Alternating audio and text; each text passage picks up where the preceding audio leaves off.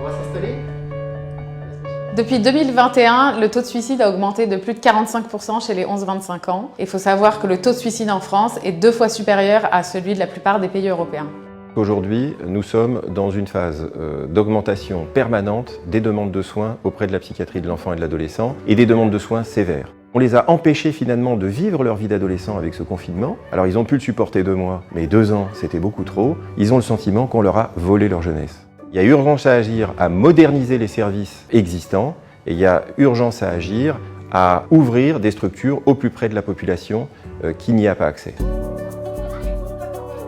Donc le service de psychiatrie de l'enfant et de l'adolescent que je dirige à la Salpêtrière, c'est le plus grand service d'Europe. On traite tous les âges de la vie, du bébé à l'enfant et bien sûr les adolescents et les familles. On s'intéresse à presque toutes les pathologies les plus sévères de la psychiatrie de l'enfant et de l'adolescent pour environ 20 à 25 000 actes ambulatoires annuels et près de 400 hospitalisations.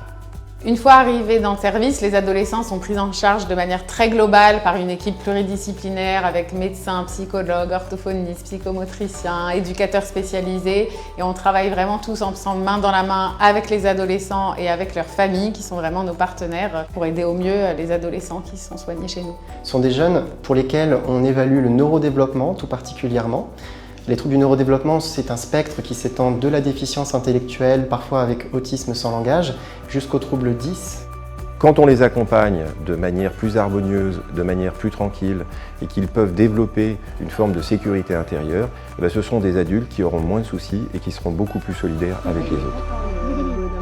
Le projet idéal va poursuivre la mission du service de psychiatrie de l'enfant et de l'adolescent de la Pitié-Salpêtrière, avec des innovations en termes de formation, en termes de soins et en termes d'humanisation des pratiques hospitalières. Et pour ça, on a vraiment besoin des mécènes privés parce que l'hôpital public ne peut pas assumer seul ce type de transformation.